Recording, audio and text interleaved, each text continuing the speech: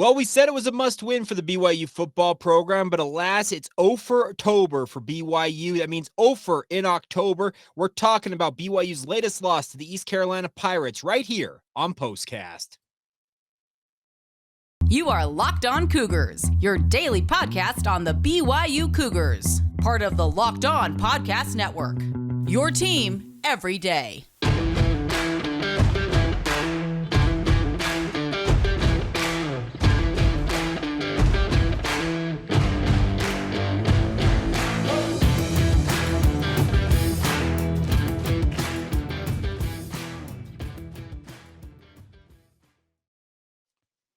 What is up, everybody? I'm Jake Hatch, your host here on Locked On Cougars, your resident BYU insider. Thank you for making Locked On Cougars your first listen of the day. This is Postcast, a special edition of the podcast to recap BYU's 27-24 loss to the East Carolina Pirates. BYU went 0 for in the month of October. That means they went 0-4, folks. The first time they have had a 4-game losing streak since 2017, that ill-fated 4-9 season, the worst season in 50 years of BYU football. They are verging on that level of ineptitude with the BYU football program. Now, let me start with this. I am annoyed. I am annoyed by the asinine coaching decisions that took place on both sides of this game. Mike Houston, Kalani Sitake, neither of them should get anything positive out of this with regards to their coaching decisions. Boneheaded decisions to go for it on fourth down in certain circumstances, boneheaded decisions not to go for it on fourth down in certain circumstances, play clock management overall, inability to count up to 12 apparently for the BYU football program when you need to punt it away and flip the field, but you have 12 men on the football field because one of your 20 staffers on the sideline can't count. Oh, we have 12 guys out there, run somebody off. Both coaches, like I said, Mike Houston from East Carolina and Kalani Sitake, the head coach of the BYU football program. That's where I wanted to start on this. I am annoyed at their inability to just get simple things right as a head coach. Both of these men are accomplished head coaches. Mike Houston, congratulations to him, won his 100th game as a head coach, beating BYU on that field goal, 27-24. Now, this is a game, folks, that BYU, I thought as the game was progressing, they got into that third quarter. I'm like, okay, things are trending. BYU can keep pace with this. They can win this in a shootout. As I said on the Friday edition of the podcast, getting you ready for this game, I said it didn't matter how it came. All BYU needed to focus on was getting a win. I called it 28-27 BYU in this one. Ended up 27-24. East Carolina got to the number total that I thought they would get to in this game, and BYU was unable to get out of their own way and win this game.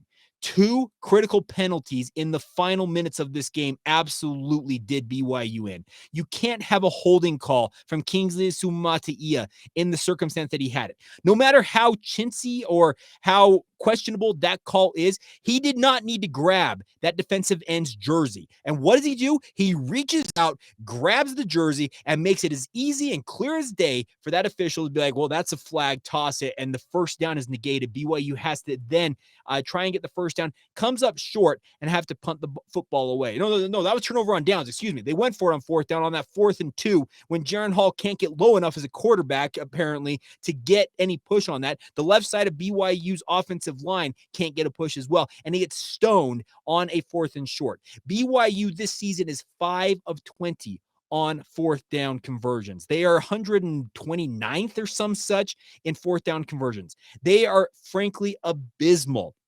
I know that they have that analytics book. I know that analytics book tells them to go for it and when not to. You know what? Sometimes you need to trust your gut. And Kalani's talking after the game. Well, I'm going to have to reevaluate that. Kalani, you got a whole lot to reevaluate right now. You have a lot to evaluate with regards to who is going to remain on your coaching staff beyond this season. It's baffling to me the way things are going for this BYU football program. BYU had East Carolina in a 4th and 8 scenario. East Carolina, it screamed to me, was going to try and get a first down. They were going to see what they could do. They have perfect coverage, honestly, a great coverage called by BYU's defense. And BYU's best cover corner in this game, Caleb Hayes, a guy that I have absolutely been a huge fan of, he freaks out and doesn't realize he has safety help over the top. And what does he do? He practically bear hugs the wide receiver, and gives up a pass interference that, for all intents and purposes, at that point, you put East Carolina in field goal range, and that game was in the dying moments. It was just a matter of time before East Carolina kicked that field goal to win that football game. Granted, the kick for the field goal, I'm not sure I got more than 15 feet off the ground, but it went through the uprights all the same across the crossbar, and East Carolina wins the football game. Props to the Pirates. They are 6-3. They are bowl eligible. Meanwhile, BYU now faces the prospect of having to win 2 of their final 3 games, of which 2 of them are on the road, just to get to bowl eligibility. Folks, you'll be watching this. I'm recording this late on Friday night, so October 28th. This is going to post on October 29th. It'll post early morning, probably somewhere late, but regardless, a month ago, September 29th, BYU was 4-1. They were nationally ranked. They were inside the top 20 nationally. And now we're talking about a team that is sub 500. What in the actual bleep is going on in Provo? That is what many of you out there, I think, are absolutely thinking and or saying. And honestly, I don't think I have the answers. I don't think Kalani Sitake has the answers. I don't think anybody has the answers as to what's going on for BYU. If it's not one thing, it's another. Day games. Okay, BYU is struggling to win day games. That was last week's refrain because they went across the country where traditionally they've struggled, and playing a day game, they get absolutely just blown out by Liberty. And by the way, I actually think BYU played better in this game than they did against Liberty. The offense actually found a running game. But guess what? In the fourth quarter, some questionable play calling, some ineptitude with regards to execution in certain circumstances, and BYU can't get any points on the board in the fourth quarter when you were motoring up and down the field. You had 242 rushing yards in this game. There is no excuse for BYU to have 0 points in that fourth quarter. This was a game that was on a silver platter for BYU, and in many ways, I feel like they snatched defeat from the jaws of victory. That's the way I feel about this BYU team right now. They are finding ways to lose games versus finding a way to win the game. It's frankly baffling right now. And honestly, I think that Kalani Sitake, he gets up there and talks about the culture and love and learn, all stuff. And I know it annoys everybody to no end that he continues to regurgitate the exact same stuff that he has been saying this entire month as BYU has lost game after game after game after game. Yeah, that's 4 of them in a row. They've lost 4 straight games. But to hear him say the same things over and over again, honestly, I'm being dead serious with you right now. I don't think Kalani Sitake has the slightest idea what he needs to do to get his team back on track, outside of the fact that I'm not 100% certain he even knows where to look. Andy Reid was in the stands at LaVell Edwards Stadium on Friday night. What in the world is a guy who has won a Super Bowl thinking about this BYU football program? Andy Reid, once upon a time, was the dream coach for BYU football. BYU can't afford that guy at this point. He's making, $10 million now with the Kansas City Chiefs? Yeah, the pipe dream of getting Andy Reid back to Provo as the head coach, that ain't happening, folks. He may come back up for a visit like he did this week. His son-in-law is on staff with BYU strength and conditioning staff. That's why he was in Provo on the Chiefs bye week. I'm sure some other things brought him back to town. But what is he thinking as he watched these 2 coaches just absolutely make a mockery of late game scenarios, play clock management? Just this game had it all. And trust me, I was watching this game. I was obviously doing pre and post game coverage for the KSL Sports Zone, which I do every single game for BYU football. And I'm sitting there watching this and wondering, what in the world is BYU doing here? Like, why can they not find a way to close the door on a team like this? Why can BYU's defense get 2 fourth quarter stops, one of which was a missed field goal, another one a turnover on downs? How can BYU's defense come up with maybe the 2 biggest and maybe the 2 best stops they have had in a month and a half, going all the way back to the Baylor game, and the BYU offense fails them in that circumstance? If it's not one thing, it's another for this BYU team right now. You find a running game in this game, and still you find a way to lose this football game.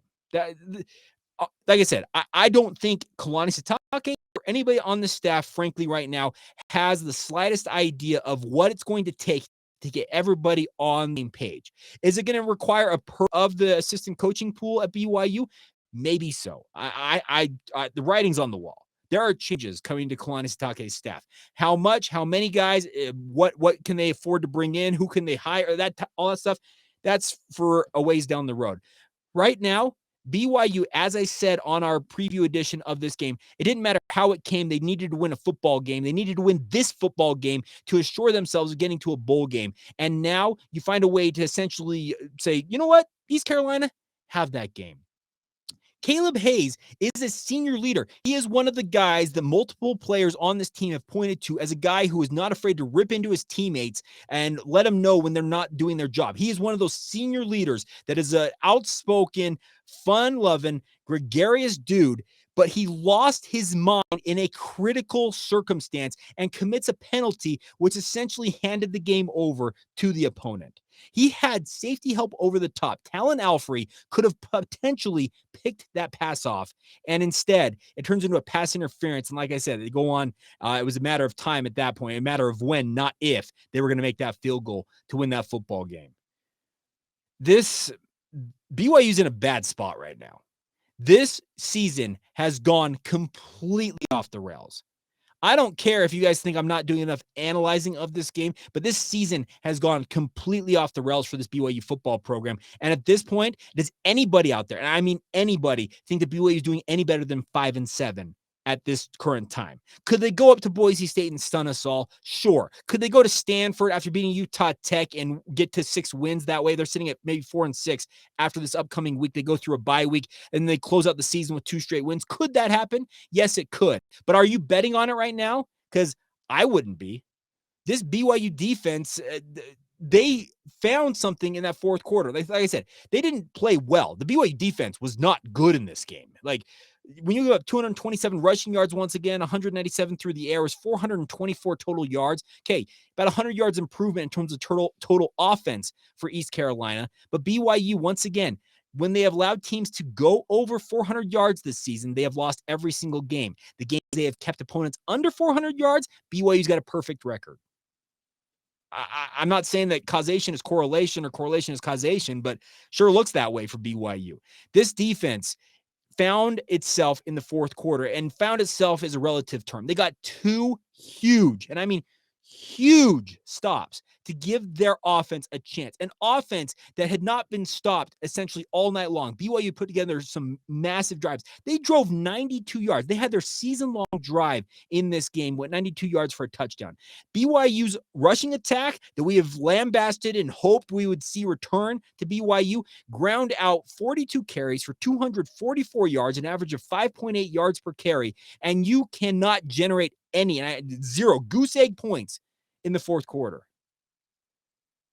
This, like I said, if it's not one thing, it's another with this BYU squad right now. And it's frankly baffling to try and analyze this at this point. BYU went from being 4-1, now they're 4-5.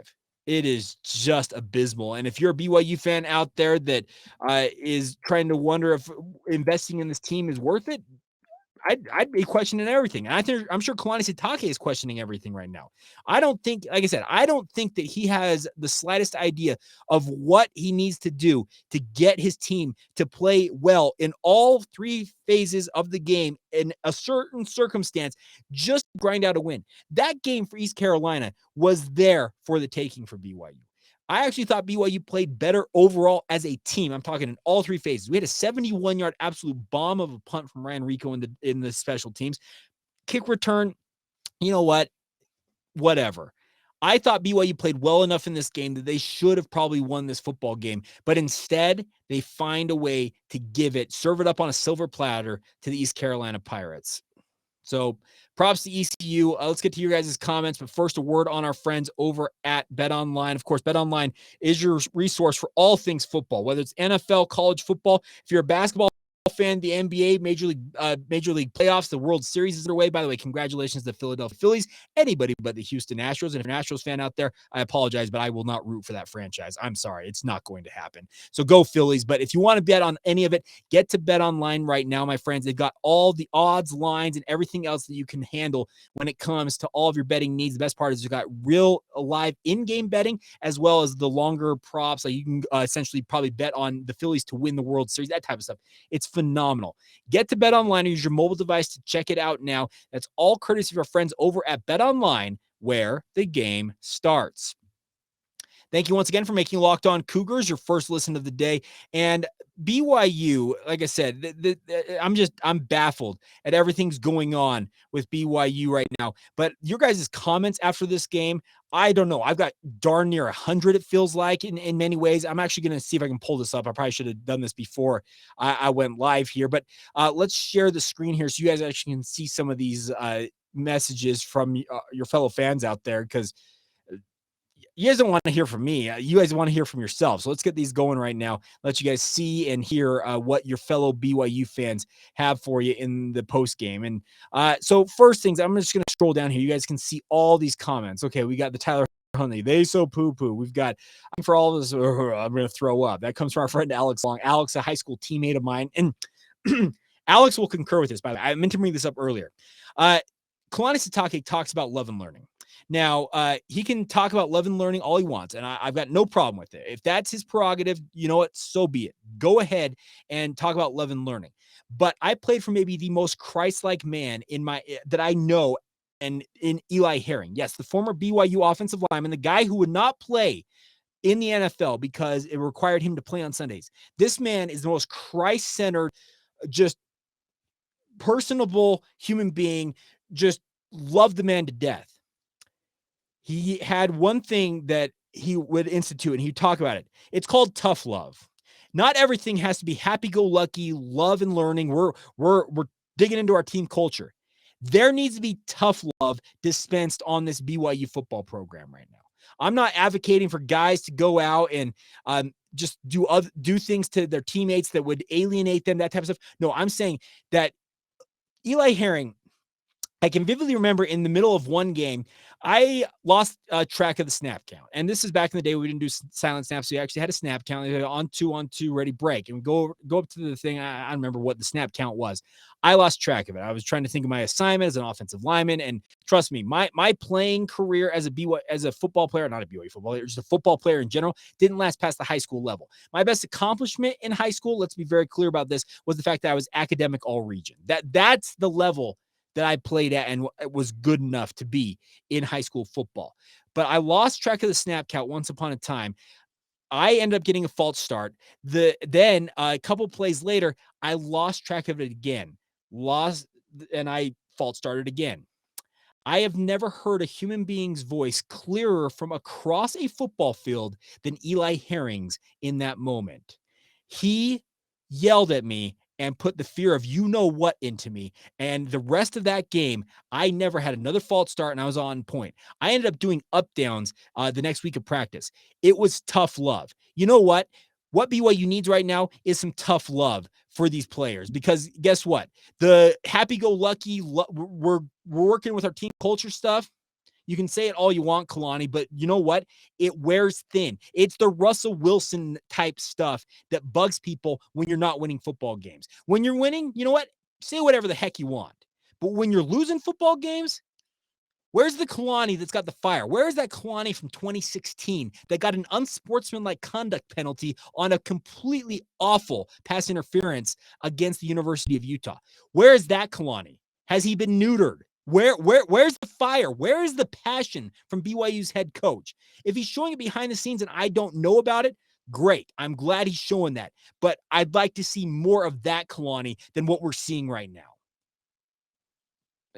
Okay, let's get into this. Nate Kennedy at Nate Ricks. At what point is Kalani's seat hot? I don't think his seat is hot, honestly. I think there's going to be changes with his coaching staff. I don't think his seat is hot, not necessarily right now.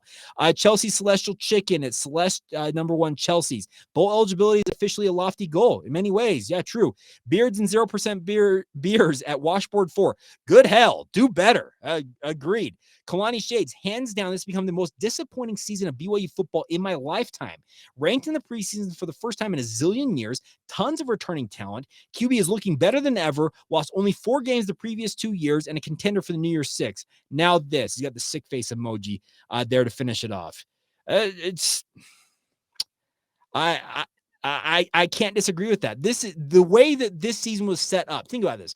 BYU went 11-1 in 2020, and was it against a lesser slate of opponents. Absolutely. The pandemic necessitated that. Zach Wilson and BYU took advantage of that and put together a magical season. A lot of people out there thought BYU would finish with 7 or 8 wins last year in a little bit of a rebuilding year. They lost 12, 14, something. I know it was at least 12 guys off that 2021 squad that got NFL opportunity. They moved on, and you're thinking, okay, I'm going to rebuild a little bit. And then BYU goes out and goes 5-0 against the Pac-12, grinds out 10 wins. Did UAB break this program as badly as it may appear? Maybe so, but BYU, they have lost more games this season alone than they lost in the previous 2 years combined. It's crazy to consider this.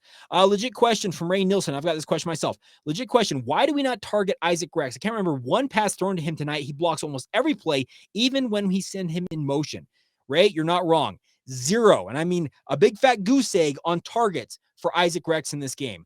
Of the 25 passes thrown by Jaron Hall in this game, he ended up with 144 total passing yards in this game. 0 of them targeted Isaac Rex. 11 of them targeted Puka Nacua. And by the way, where in the world did Puka Nacua go late in this game? He is the best player on BYU's team. I don't care. You can insert any other player you want. I will tell you that you're dead wrong. Puka Nacua might be the very best football player in the state of Utah. I'm dead serious about this. Puka Nacua is an NFL legit starting wide receiver, and he disappeared in this game.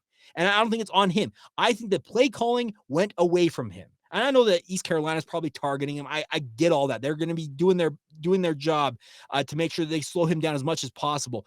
But how in the world do you not get the ball in your best player's hands? Why in the world are you taking the ball out of other players' hands in critical downs and distances? Like I said, if it's not one thing, it's another with BYU right now. That's the tough part about this. And it's so frustrating right now to watch BYU going about their business, because this team, frankly, doesn't have any business being as bad as they are right now, in my opinion. I think that they are playing worse than they have any right to be because of all the experience they brought back. They should be a better team. I'm just scrolling through all these different comments, trying to find some other ones here. Tanner Mortimer looks so much better, but a loss is still a loss. Tanner, you're dead on. I thought BYU played better in this game, far better than they did as a team against Liberty. But you know what? An L is an L, and that's going to stick with BYU. They are a sub-500 football team now. That is just abysmal if you're a Cougar fan. Cruise planner, Scott Hammer at Hammer Down. This team is soft, no aggression or anger. I don't remember a single blitz in this game. The defensive line didn't get any pressure, continues to play a soft zone, missed tackles from everywhere, and no contain on the ends. The offense was very vanilla, run, not very many throws. I thought BYU actually was hell-bent on running the football, and they ran it well. But yes, the defense, they went with a 3-man front almost this entire game, and that 3-man front was essentially the only guys that were rushing the passer in this. Were they content to sit in front and allow East Carolina to dink and dunk? Sure, but guess what? East Carolina had Keaton Mitchell, who ran for 176 yards. Multiple times, Keenan Peely, Pepe Tonavasa, Ben Bywater, insert whatever linebacker you want to throw out there, got sucked inside and lost contain yet again. Fundamentals are continuing to kill BYU. You cannot get sucked inside. I saw it happen in a span of 3 plays. Keenan Peely got sucked inside on one. Keaton Mitchell bounces outside for a big gain. The next play, Pepe Tonavasa, who's playing essentially a rush and roll, gets beat to the outside when he has contained duties on his play, gets beat outside Keaton Mitchell for a big play. And then the very next play, right back to Keenan Peely for getting beat on the outside. And I don't mean to single out those, or not single out, but I don't mean to highlight those 2 guys in particular, because guess what? Their teammates also bear responsibility in this, but it is time and time again. The angles from BYU safeties continue to be absolutely atrocious that they take in pursuit. BYU's inability to tackle in critical downs and distances. They have a chance to get a sack on a guy like Holt Nailers. He scoots out of it, completes a pass that ends up going for 25 yards yak after the catch. This BYU defense did not play well, but when the defense finally came up and made some plays, what happens? The BYU offense fails them with 0 points in the fourth quarter.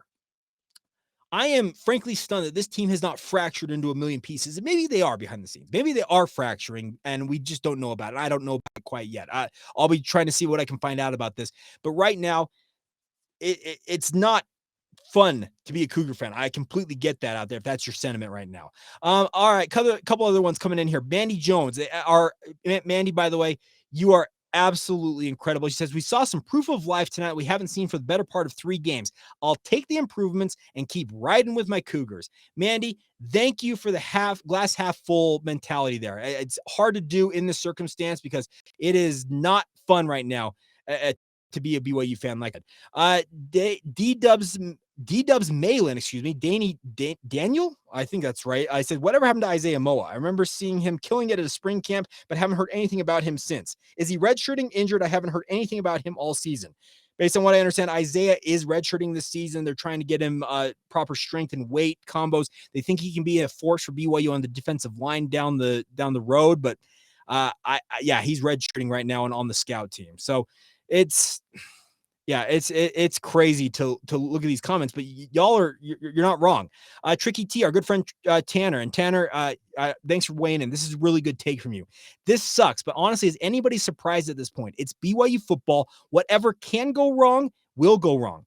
You're dead on right now. If it can go wrong for BYU right now, it sure feels like it's going to. It's a matter of waiting for the sky to fall in or the roof to fall in on BYU rather than being like, maybe they'll get away with it this time. Right now, it's just not good enough. So I appreciate all of your guys' comments. It's absolutely crazy to think about where BYU sits right now. Oh, by the way, right here, Devin Crossley, by the way, unbelievable. Can't believe we lost and played better. If anybody has tickets to give away, I'm in Idaho in the Treasure Valley and would love to go to the Boise State game if anybody has tickets, LOL. Well, hey, Devin, I'm sure there'll be some BYU fans maybe looking to offload some tickets. If we find some, we'll be sure to be in touch. Says, actually just followed up, says, okay, no begging for tickets. The game as a fan hurts. I'm sure the players are hurting too. And that's the other thing about this. I think BYU's players, they're as down on themselves right now as anybody on the outside. The coaches are down on themselves, but the problem is right now, BYU, like I said, can't seemingly get out of its own way. And this game to me, it was a better performance than we've seen in quite some time for BYU, but still a loss is a loss. And that's the thing we talked about during the 2017 season. Some of you last week after that Liberty loss said, Jake, is this the 2017 season all over again? And I was like, no, that's not the 2017 season was just abysmal. It was awful. It was, like I said, it was the worst season in more than 50 years for the BYU football program. But the way things are trending right now for the BYU football program, who's to say this is not 2017-esque? That's the tough part. Amber Roberts, one of our GFOPs. I wasn't even that upset. I think I'm numb. My hope must have been completely squashed last week. On a bright note, the story ESPN covered on Batty's dad was awesome. I think they were talking about Tyler Batty. His dad rides horses and does some equine therapy for kids with autism. Great story. And I think I caught most of that story, but thank you for weighing in, Amber. You're the best out there. Tell your husband hello for me. And it's crazy to think about where things stand right now for BYU. And that is the tough part to accept right now, is that this BYU team just a month ago had ground itself to a 4-1 record. And trust me, they had not won necessarily in impressive fashion towards the tail end of the month of September, but you could not have told me, and I wouldn't have, okay, you could have told me at the end of the month of September, saying that in the next month, Jake, BYU will win 1, 2, 3, or 4 football games. I would have probably picked 2 at minimum, and there would have been 0.000 to an infinity number that I would pick 0 as the option. I had no inkling that this team was going to crumble mentally, physically, apparently, because injuries are starting to mount once again for BYU. By the way, best wishes to Chaz Ayu for him to come back and play essentially a game and 10 plays. It felt like maybe not 10 plays in this loss against East Carolina. And apparently they're saying it's an ankle potential Achilles injury. Oh, I was sick to my stomach for that young man. And that is the brutal part of this game. It's a physical, brutal sport that causes injuries because guys are hitting each other at full speed and they're just absolute leviathans of human beings. But man, is it a brutal break for a young man like that. So this is really tough. I'll give this last one here. Jason W. Kelly, our last one here. Jason K. Redline, who's also a GFOP. Apathy is the death of fandom. This program could be in serious trouble a year from now. We could be a 1 or 2 win team in the Big 12 with questions about firing Kalani. I don't want that. Jason, I don't want that either. But you know what? with unprecedented contracts handed out to Kalani Sitake and his assistants, unprecedented amount of money being poured into the BYU football program because they're going into the Big 12. Guess what that requires? Unprecedented decisions and unprecedented expectations. Will Kalani Sitake be able to match those? We're going to find out. We're going to see if they're going to be able to salvage this season. I'm looking forward to rewatching this film. And trust me, I'll be counting how many blitzes or lack thereof BYU ran in this game. I got a lot to dig into with our film review coming up on the Monday edition of the podcast. But have a good weekend. I guess as good as you can have as the rest of the weekend progresses, my friends. Watch some football out there. Eat some good food. Spend some time with your family. And we'll regroup on Monday. See what I take away after rewatching this game. I'll give you my film review notes on that edition of the show. And then we turn our attention to Boise State. It's crazy to think we're into game 10, the final game before BYU mercifully finally gets to a bye week. They got one more game. They got to go to the Smurf turf up there in Boise. Can they grind out a win? We're going to find out, and it's going to be an interesting week. I can tell you that much as we continue to cover it right here on Locked On Cougars. All right, that'll do it for me. A big thank you once again for making us your first listen of the day. Want to encourage you guys now to make our friends over the Locked On Big 12 podcast your second listen of the day. Josh Neighbors does a great job making sure you're up to speed on everything with BYU's future in the Big 12, no matter how painful it might it might be to think about BYU competing there. Get up to speed on it with that, with the Locked On Big 12 podcast. Get it free and available wherever you get your podcast. Thank you to all of you. Sincerely, thank you to all of you for your support, your comments, your care factor. Like I said, Jason's right. Apathy is the death of fandom, and BYU's got to be walking a very fine line right now, because I'm sure there are BYU fans out there. Some of you may be watching and or listening to this who are considering giving up on this team. That's the apathy that kills fandom. I hope that BYU can regain some of that passion that you have had for the last, I don't know how long you've been a BYU fan. That passion's got to remain, but BYU's got to prove it on the field to keep that up. And big week ahead. So we'll have it all covered for you. Big thank you once again for joining us here on Postcast. Have a great rest of your day and or evening whenever you hear this. This has been the Locked On Cougars Postcast. See ya.